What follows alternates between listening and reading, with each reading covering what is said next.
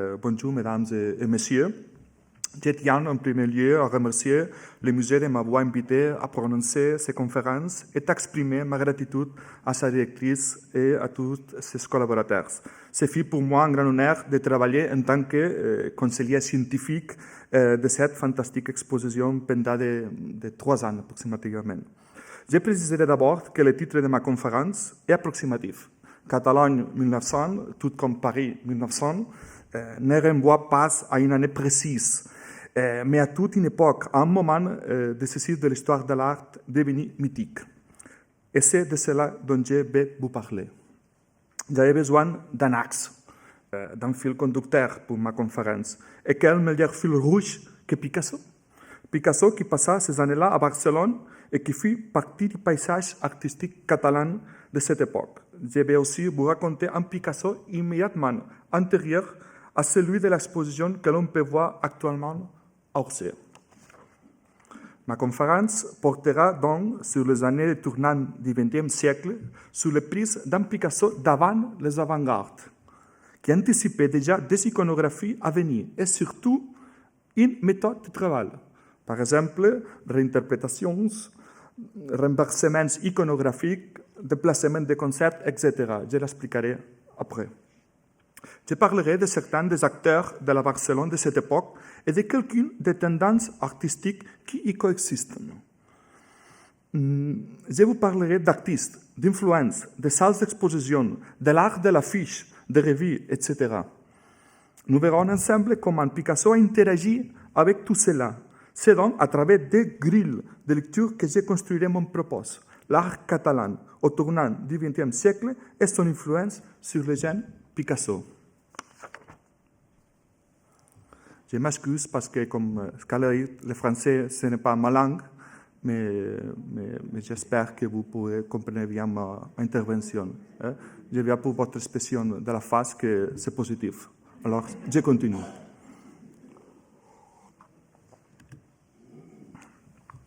Mais revenons quelques années en arrière. On peut dater la naissance de la Barcelone moderne en 1888, année de la première grande exposition universelle organisée dans la ville. La seconde aura lieu en 1929. Cette exposition provoqua de grands changements à tous les niveaux, artistiques, urbanistiques, architecturaux.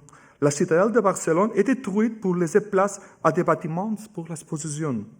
Plusieurs monuments qui deviendront emblématiques sont construits, comme le monument à Christophe Colomb ou l'Arc de Triomphe, l'entrée à l'exposition universelle de Barcelone. Et l'on bâtit aussi un palais des beaux-arts où aura lieu la cérémonie d'ouverture. Ce palais a un lien avec Picasso, le premier lien de ma conférence, car il y a lieu en 1896 la 3e exposition des beaux-arts et industries artistiques de Barcelone, où il y exposa pour la première fois une œuvre à Barcelone. Il s'agissait de sa première grande toile académique, la première communion. C'est aussi à cette époque que l'architecte Antoni Gaudí commence à réaliser des ouvrages à partir des commandes de la bourgeoisie et de l'Église. Son œuvre, la plus emblématique, toujours en construction, est la Sagrada Familia, commencée en 1884. Et c'est précisément en 1900 que Gaudí entreprendra l'un de ses projets les plus ambitieux, le parc Güell. Tous ces ouvrages sont aujourd'hui indissociables de l'image moderne de Barcelone.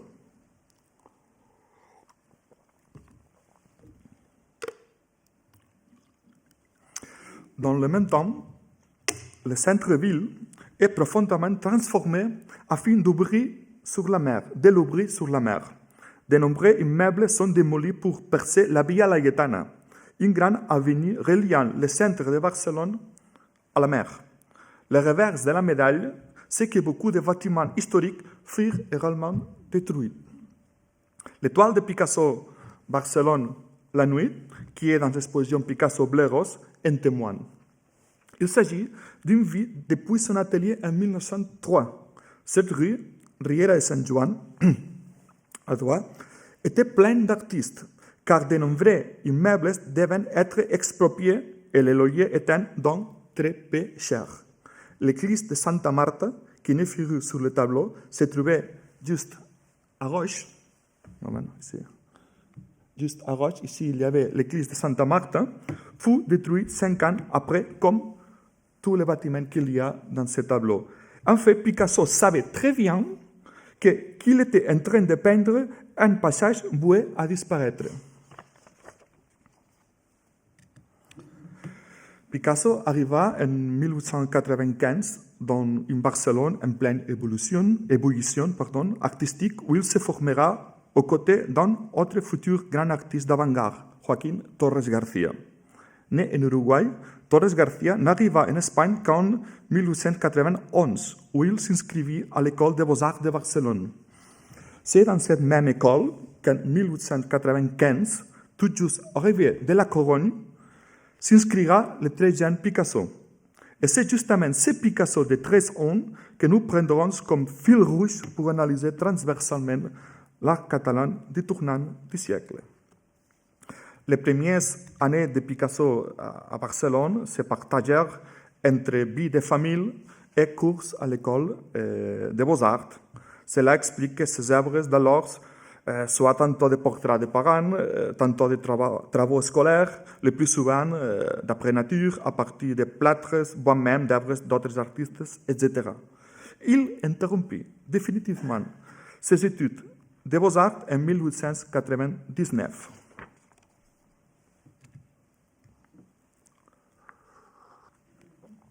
Une fois abandonné la tutelle du père et terminé le périple académique, il partit en quête de nouvelles références qu'il découvrit dans la modernité la plus immédiate.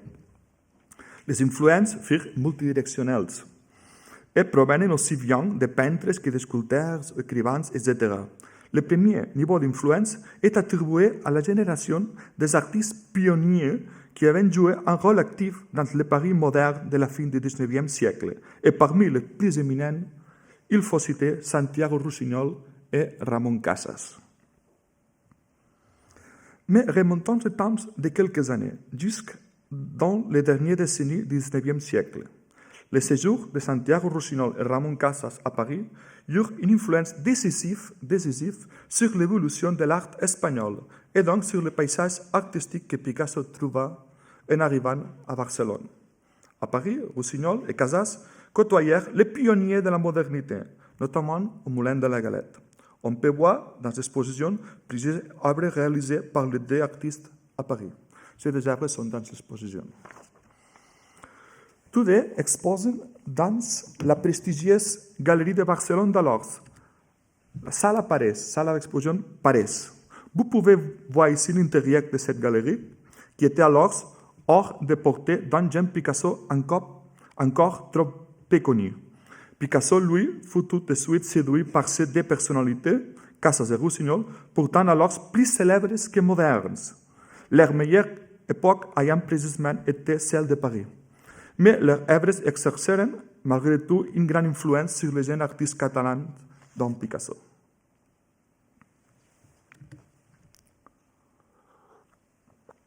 Chez Ramon Casas, Picasso fut fasciné par son statut de portraitiste et d'illustrateur artistique de référence à Barcelone. Picasso fit plusieurs portraits de Casas, dont un dessin de face appartenant au maire de New York, voilà, qui est dans cette exposition. Mais le plus important, c'est que Casas fit pour la première fois à cette occasion un portrait de Picasso.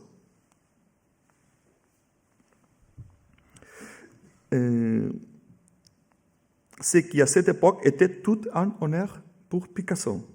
Aujourd'hui, c'est impossible de penser ça, mais à cette époque, c'était un honneur pour Picasso d'être portraité par Ramon Casas. Picasso fut intéressé chez Rusiñol par son personnage d'artiste total, référent, de même que par sa production naturaliste et symboliste. Chez Picasso, l'idée d'hommage et de phagocytose à l'égard de certains artistes est presque inconstante. Maintenant, je parle d'une méthode que j'ai expliquée au début de ma conférence.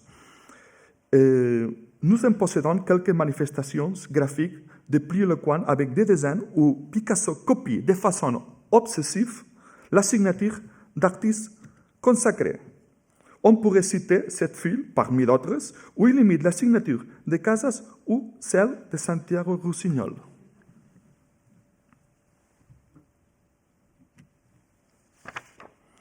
Existe-t-il une façon plus explicite que celle-ci de manifester son intérêt pour un artiste? Mais il faut faire attention avec Picasso. Chez Picasso, ce processus avait souvent son alpha et son oméga. Dans le cas de Rusiñol, un des artistes clés du modernisme espagnol, toute la séquence cannibale est totalement reproduite. Picasso réalisa 22 portraits de lui dans une période de seulement 4 ou 5 ans. Les premiers, qui datent du moment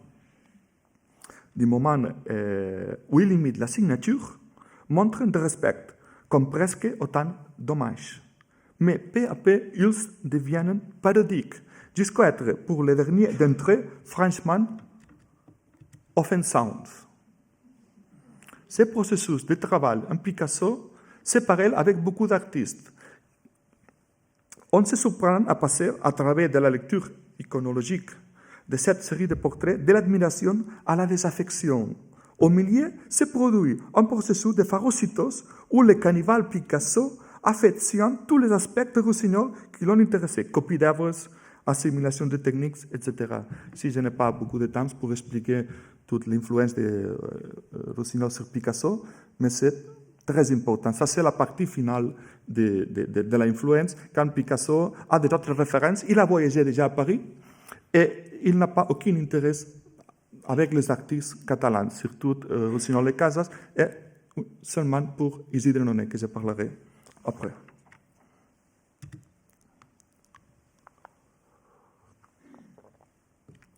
Les années barcelonais de Picasso coïncidèrent avec l'éclosion du mouvement moderniste qui l'enrichit considérablement. Mais aussi, elles furent décisives dans la mesure où Barcelone maintenait des contacts étroits avec Paris, à travers des artistes qui allaient et venaient d'une ville à l'autre. Dans chaque ville, à chaque époque, il existe un lieu qui synthétise la modernité artistique. Ainsi, au tournant du 19e et du 20e siècle à Barcelone, els quatre gats, les quatre chats. Paris est alors la référence artistique mondiale et Barcelone reproduit son atmosphère, si bien que els quatre gats est une sorte d'épigone du chat noir. Le local se trouve au rez-de-chaussée d'un édifice néogothique construit peu avant son inauguration en 1897. Bien qu'il s'agisse simplement d'un cabaret qui fait office de salle d'exposition, la galerie où exposen alors les artistes importants étant la Sala Parés, els quatre gats devient légendaire en raison du passage de Picasso. Les jeunes artistes y exposent les œuvres sur les murs, à côté des tables où les clients conversent, margent et se saoulent. Les expositions sont modestes. Et si certaines sont annoncées avec un carton d'invitation, elles sont le plus souvent improvisées. 4 ans après l'arrivée de Picasso à Barcelone, aucune exposition personnelle ne lui avait encore été consacrée. La première n'ayant eu lieu qu'en février 1900 au cabaret Els Quatre Gats.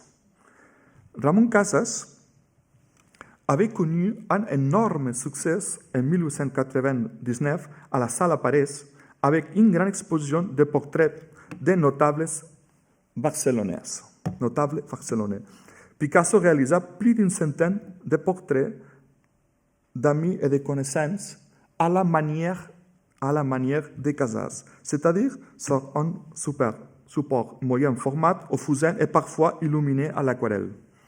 C'est dans ce contexte que Picasso réalisait sa première véritable exposition dans sa vie. Il accroche ses œuvres sans cadre, avec des punaises, et celles qui ne trouvent pas leur place au mur sont présentées dans une chemise que les amateurs peuvent feuilleter à même le sol. Ça, c'est le premier Picasso, avant d'arriver à Paris. Picasso s'essaye déjà, selon un mode bien particulier d'apprentissage, à réinterpréter à sa manière l'œuvre des meilleurs artistes de son temps.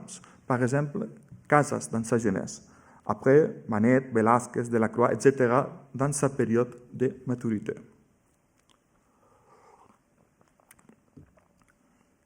Cette exposition permet toutefois à Picasso de se faire connaître dans le milieu artistique barcelonais.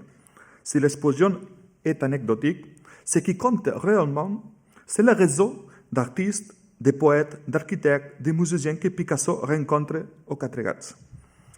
Dans cet espace moderne et interdisciplinaire, les expositions côtoient des spectacles d'ombres chinois, des marionnettes pour enfants, de poésie, etc. C'est là que commence à se forger le Picasso qui transcende le peintre, qui comprend l'art comme un tout où les différentes disciplines se complètent. Si Picasso retournera aux Quatre Gats après avoir visité Paris, Barcelone, malgré sa puissante singularité, n'aura alors plus autant d'impact sur les jeunes hommes qui avaient multiplié ses références à France. Mais revenons à Torres Garcia. C'est à cette époque qu'il rencontra Picasso als Quatre Gats, qu'il fréquentait lui aussi régulièrement. Nous voyons ici un portrait de lui fait par Ramon Casas, ainsi qu'un autoportrait de 1900. Quand on parle de l'étape pré-avant-gardiste de Torres Garcia, c'est généralement pour évoquer sa longue période néoclassique, en faisant l'impasse sur l'éclectisme de ses œuvres précédentes aux accents modernistes en face avec l'ambiance artistique de sa jeunesse. Nous pouvons voir ici des dessins de Torres Garcia faits à Barcelone et dont il est évident qu'ils doivent beaucoup à Steinlen et à Toulouse-Lautrec.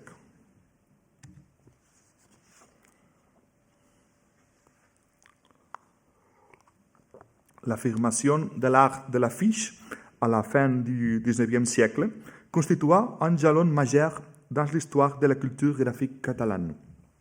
En fait, on peut déceler les prémices du début de la dernière décennie du XIXe siècle, notamment de la main d'artistes de la telle d'Alexandre de Riquet et de Ramon Casas, les grands affichistes de Barcelone.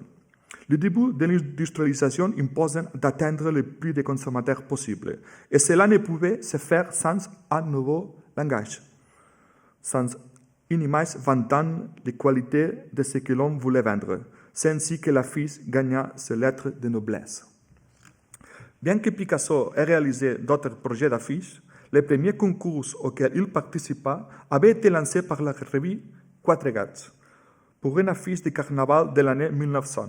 Picasso n'y obtint qu'un accès, mais le plus important, c'est que cela lui permit d'attirer l'attention des responsables de la revue. On ne connaît qu'une étude préparatoire de cette affiche. Elle provient du musée Picasso Paris et également dans cette exposition. Ayant ainsi fait ses preuves, Picasso se vit confier plusieurs commandes par le responsable du cabaret Els Quatre Gats, dont ces menus et ces plats del dia, plats du jour, dont le dessin original est parvenu jusqu'à nous. Nous pouvons aussi voir une affiche faite par Joaquín Torres Garcia, une fois encore dans la lignée de Steinlen, qui inspira nombre d'affichistes barcelonais.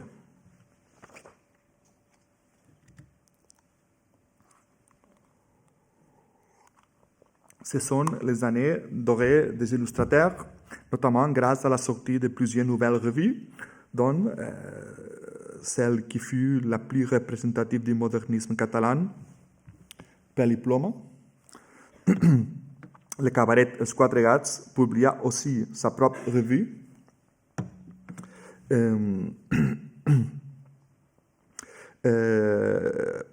Tout simplement intitulée Quatre Gats. C'était celle qui ressemblait le plus à la revue française Gil Blas illustrée que Picasso feuilletait sûrement chez lui. Cet attrait pour ce genre de revues parisiennes était partagé par une grande partie des artistes catalans et bien sûr par Picasso lui-même. Soucieux de se faire une place dans le milieu culturel de Barcelone, Picasso entretient des liens avec plusieurs revues, dont certaines font aussi office de véritables bulletins de liaison entre les artistes modernistes. Ce ne fut pas facile au début. Selon son secrétaire Jaume Sabartés, plusieurs revues non seulement n'acceptèrent pas ses dessins, mais lui renvoyèrent. Ça, c'est le premier Picasso, l'autre fois.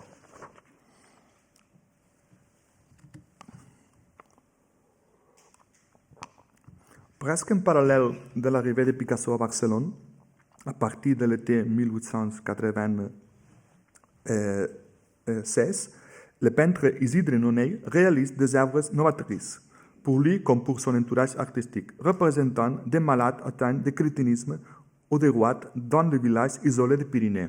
Nonell choisit les stigmates comme objet de représentation, dans un crescendo qui culminera en 1911 avec ses peintures de gitane. Avec Nonell pour référence, surgit peu à peu une génération d'artistes qui s'opposent aux excès de la génération précédente, tels que Ramon Pichot, Joaquim Mir, Carles Casagemas ou Picasso. Ils construisent un nouveau regard sur la société en mettant l'accent sur des problématiques d'ordre social. La peinture anecdotique antérieure, qui folklorisait ou banalisait la marginalité, s'oriente soudain vers des registres formels plus en accord avec cette nouvelle approche. Le peintre Joaquim Mir peint en 1898 la cathédrale des pauvres, ou la basilique de la Sagrada Familia en construction et le faste de l'expiation religieuse contrastent avec les miséreux en allant au premier plan. Les essais des pauvres faisant l'aumône sont abondamment représentés dans les œuvres de Mir, Casagemas, Pichot ou Ricard Canals, qui trouvent leur parallèle dans l'œuvre de Picasso de cette période.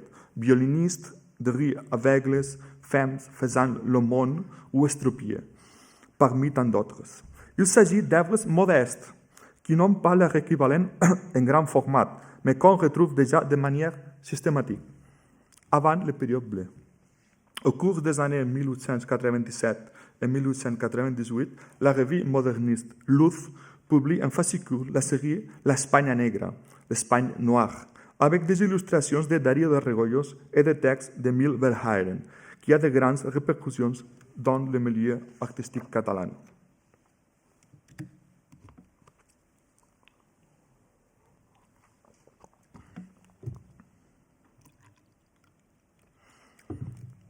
Je vous parlerai maintenant d'un artiste clé de cette nouvelle génération d'artistes. Ce grand ami de jeunesse de Picasso, le peintre et écrivain catalan Carles Casagemas, s'est suicidé à Paris en 1911. Et cette exposition nous permet de voir, Picasso Bleros nous permet de voir pour la première fois ensemble les trois portraits de Casagemas mort et la chef-d'œuvre de la période bleue, La Vie, où l'homme représentait n'est autre que Casagemas. Les rapports entre Casagemas et Picasso sont déterminés par une osmose artistique entre eux deux d'une extraordinaire intensité. Nous savons qu'ils ont travaillé en parallèle, essentiellement entre 1899 et 1911. Si l'on peut parler d'osmose, c'est parce que l'analyse de leurs œuvres respectives montre ce qui pourrait être des influences réciproques. Nous pouvons voir ici le bordel de Casagemas et le divan de Picasso. Ces deux œuvres, faites à Barcelone, représentent l'intérieur d'une maison de passe. Et elles sont le paradigme de démarches tant personnelles que professionnelles, qui sont convergentes et présentent des analogies très probantes. La sortie du théâtre de Carles Casagemas est sans aucun doute l'une des œuvres les plus originales de Casagemas. C'est en soi un véritable manifeste. Une image déformée, renvoyée par le miroir que Casagemas applique à une thématique bourgeoise, celle des couples endimanchés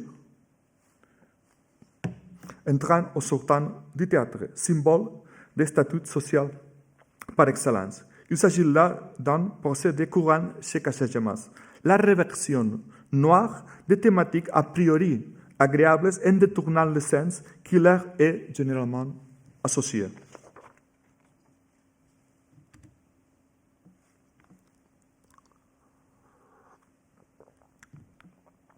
tous ces mouvements générationnels portés sur le misérabilisme pourraient se résumer dans une seule personnalité, Isidre Nonell, qui fut l'artiste que Picasso admira le plus dans sa jeunesse à Barcelone. Après deux séjours à Paris, ses expositions à la Salle à Paris en 1902 et 1903, où Nonell présente surtout des gitans solitaires dans un environnement sordide, éloigné de la peinture des genres anecdotiques, sont un échec complet. Entre 1902 et début 1904, Nonell et Picasso partagent des propositions artistiques similaires, faites de figures solitaires, généralement féminines et de classes sociales modestes, dans des tonalités monochromes avec une dominante bleu chez Picasso et différentes combinations avec un effet général presque monochromatique chez Nonell. Bien que leurs productions respectives ne soient pas identiques et que ce thème ne soit pas le seul de leur œuvre, c'est celui qui les définit alors le mieux.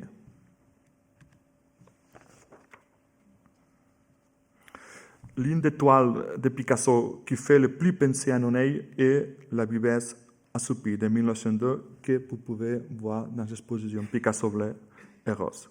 Par sa composition, par la façon dont est disposée l'échelle, La vivesse assoupie rappelle certaines huiles de Nonell, comme Gitane de 1911. En fait, l'œuvre de Picasso pourrait être une image miroir, inversée de l'huile de Nonell. Si l'on procède à l'inversion de l'image de Nonell, nous verrons plus facilement à quel point les œuvres des deux artistes sont proches. On peut voir qu'outre leur composition, elles ont en commun d'être en grande partie occupées par des grands châles au plus marqués. Par ailleurs, de certaines œuvres de Picasso, comme Thérèse au Var de 1902, qui est aussi à Orsay, le point de vue rappelle plusieurs œuvres de Nonell de la même époque. L'approche par l'arrière confère une extraordinaire puissance poétique à l'image. Nonell avait fait des dessins de ce genre comme des gitanes par exemple. Les deux artistes laissent l'identité de côté pour se concentrer sur l'expression. Si nous tracions sur chacune de ces deux œuvres une ligne imaginaire qui suivrait les silhouettes des corps, nous verrions qu'elles sont presque identiques. Si le Picasso de la période bleue répond sans doute à de multiples influences que nous ne développerons pas ici, le cadre esthétique dans lequel se sont développées ces créations barcelonaises de l'époque sont dominées par la présence sorte de Nonell et son imaginaire solide et irrévérencieux.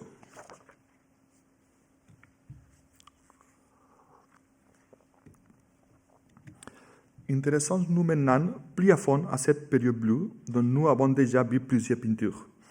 Trois grandes références de l'art catalan du tournant des siècles furent aussi des références pour le Picasso de la période bleue. L'art ancien, puis de Chavannes et le Greco. Commençons par l'art ancien.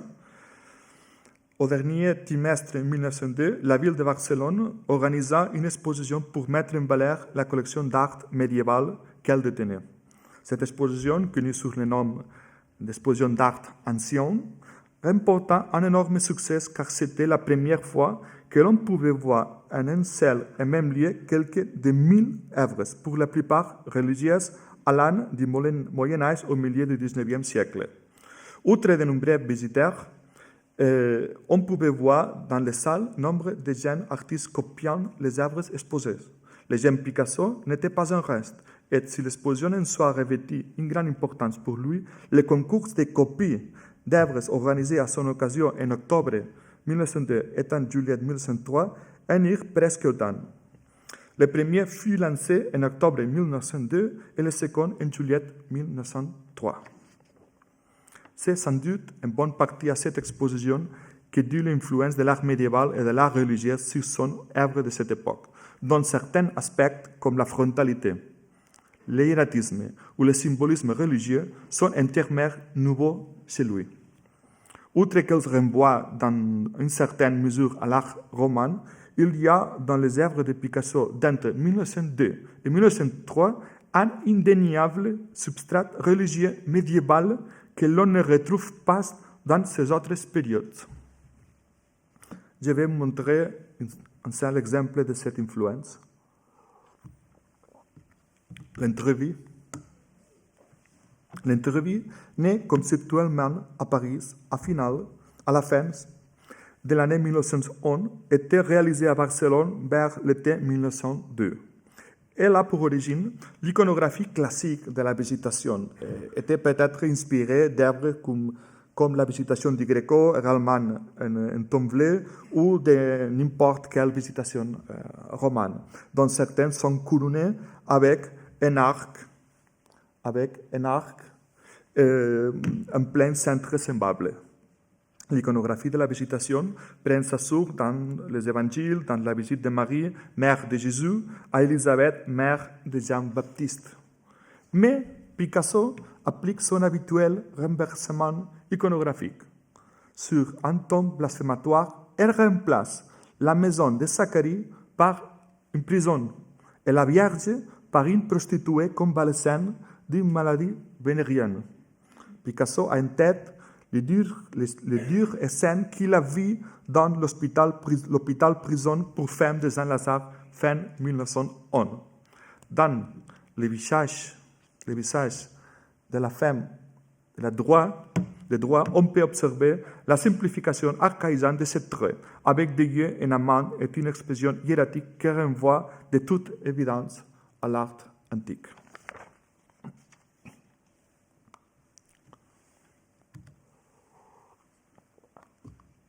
En 1893, Torres Garcia s'inscrira à son tour au cercle artistique de Sant Lluc, d'inspiration catholique.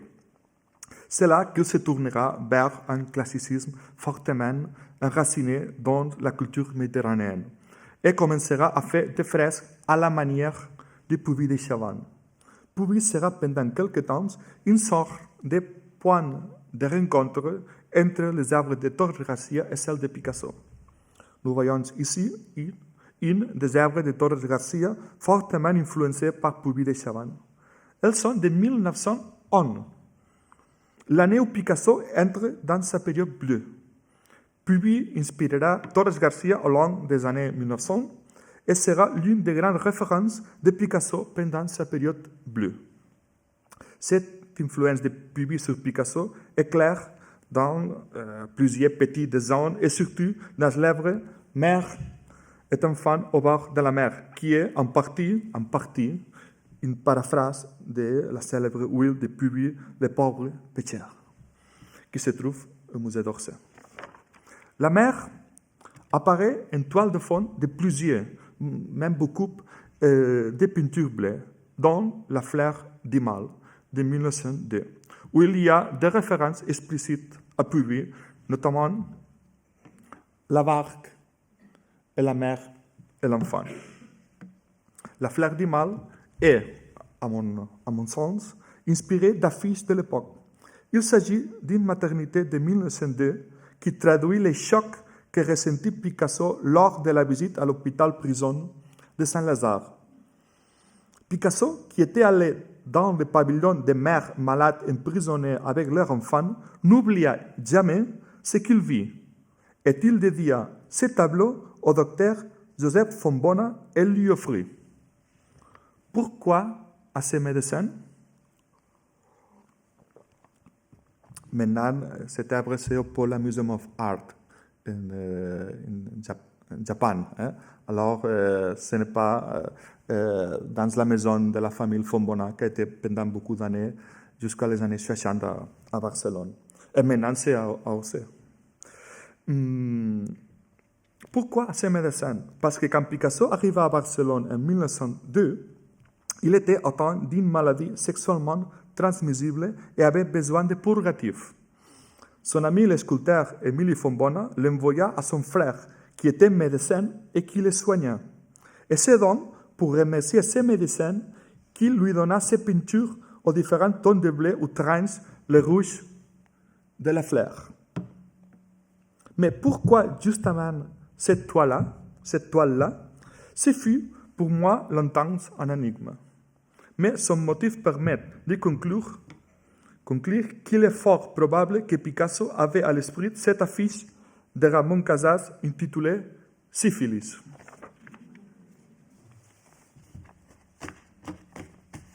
Cette affiche, une publicité très connue à la Barcelone du tournant du 19e et 20e siècle, cette affiche, une publicité pour un sanatorium pour personnes atteintes d'une maladie vénérienne, était une image métaphorique montrant une jeune femme tenant dans la main une fleur,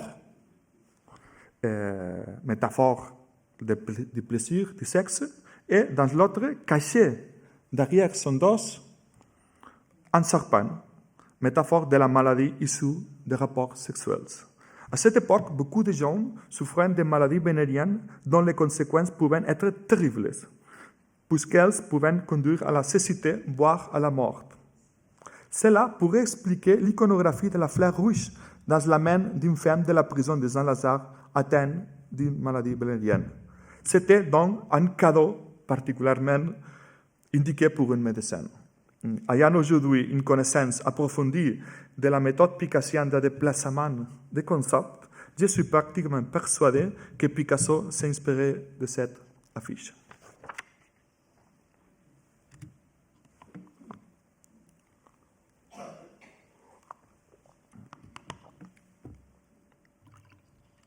Finalement, je vous parlerai du Greco.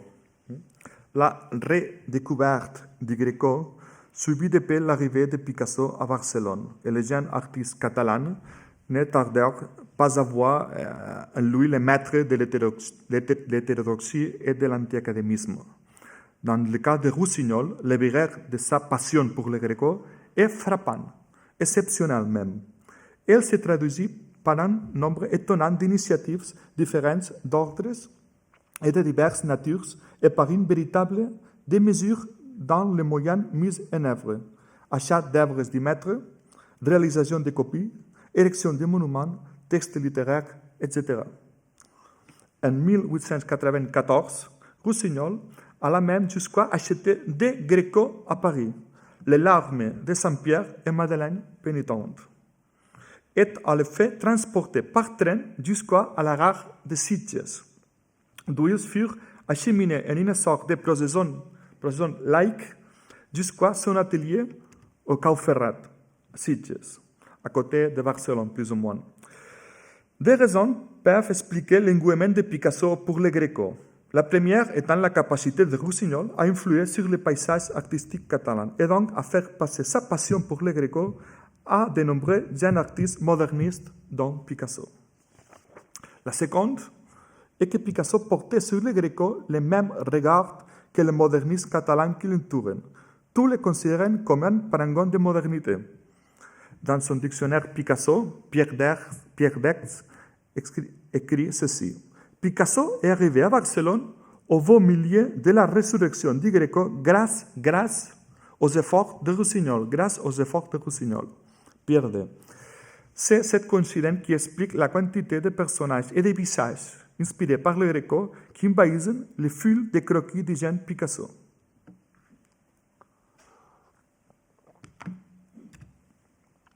Un document de premier ordre confirme ce lien avec Rossignol. Il s'agit d'un petit dessin qui se trouve au musée Picasso à Barcelone. Picasso, il représente Rossignol, il représente Rossignol à la façon du personnage anonyme du gentilhomme à la main sur la poitrine du Greco. Ici, Picasso se remet à phagocyter, mais cette fois-ci à partir du Greco. Et dans l'une de ces fusions dont il est coutumier, il détourne le tableau le plus célèbre du Greco pour y placer la figure de Rossignol, le plus grand chanteur de Greco qu'il connaisse à ce moment. Dans un seul et même portrait, Picasso réunit l'image icône du maître revendiqué, Greco, et l'image de celui qui se revendique le plus, Rossignol. Les archives du musée Picasso à Barcelone recèlent nombre d'esquisses et de portraits renvoyant au Greco. Il s'agit surtout de dessins, mais il y a aussi plusieurs huiles.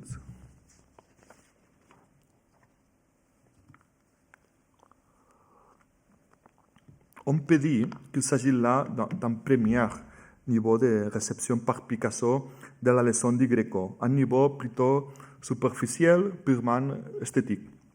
Plus tard, il intériorisera et découvrira le message du Greco et en tirera des enseignements techniques et en matière de composition plus profonde, qu'il mettra surtout à profit pendant sa période bleue. Et maintenant, je citerai une œuvre de période bleue très influée par Greco. L'enterrement de Kasajema. Cette œuvre a été réalisée à la fin de l'année 1911, soit 2 ans après ses premiers portraits à la manière du Greco. Cette œuvre est une summum dans la mesure où elle réunit sans doute plus de références iconographiques au Greco qu'aucune autre œuvre de Picasso. On y trouve des références à plusieurs toiles du Greco, comme l'enterrement du comte d'Hogarth, avec les 2 niveaux, terrénal et spatial, les rêves de Philippe d'Hygiène, et surtout l'adoration des bergers. Et c'est avec toute la charge subversive typique de Picasso qui les conduit à transformer une scène de joie, la naissance de Jésus avec l'adoration des bergers, non avec l'adoration de Philippe II, en une scène de douleur, la mort de Casagemas. Naissance, mort, est à remplacer des créatures célestes, les anges, par des créatures aussi terrestres que des femmes nues. Voilà.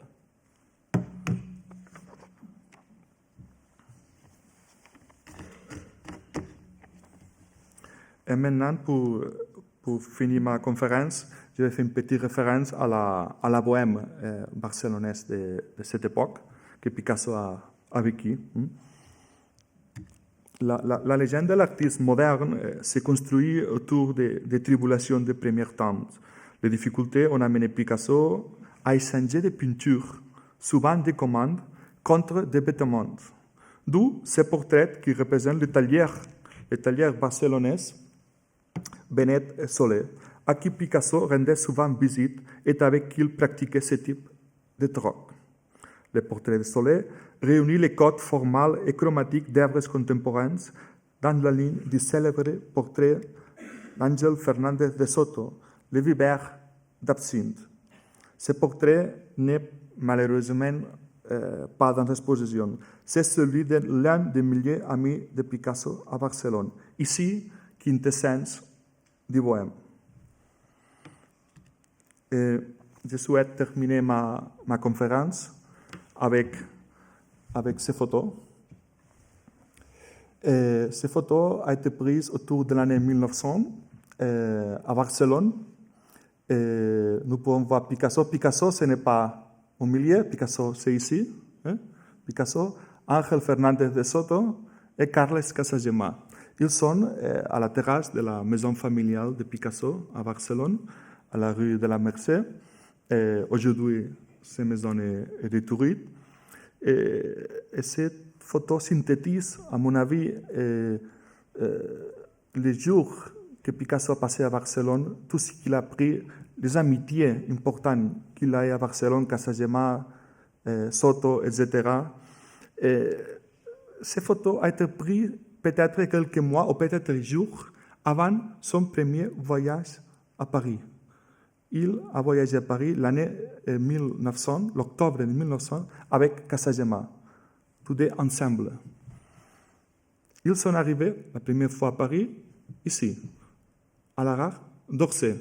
Ici, Orsay, c'est l'espace initiatique d'un nouveau Picasso. Le Picasso de Barcelone a disparu. Il retournera à Barcelone, mais il ne sera jamais le même artiste parce qu'il a changé. Il a de nouvelles références. Mais c'est intéressant de souligner, c'est étonnant, que ce Picasso qui est ici, qui doit changer peinture contre vêtements, ça c'est le premier Picasso. Et le problème des bohèmes pour continuer sa carrière artistique, ce Picasso est arrivé ici à Orsay avec Casagema. Il fait beaucoup de fois ce jour, il se souvenait, ne les attendait personne. Personne ne les attendait à la gare d'Orsay, ici. Et aujourd'hui, nous sommes ici, ensemble, parlant de Picasso, et à côté, il y a une grande exposition sur les premiers Picasso fantastiques. Personne ne les attendait, et maintenant, tout le monde, milliards de personnes de tout le monde sont venues ici, à Orsay, au lieu où tout a commencé le Picasso moderne, pour voir l'artiste qu'à cette époque devrait changer peinture contre vêtements. Merci beaucoup.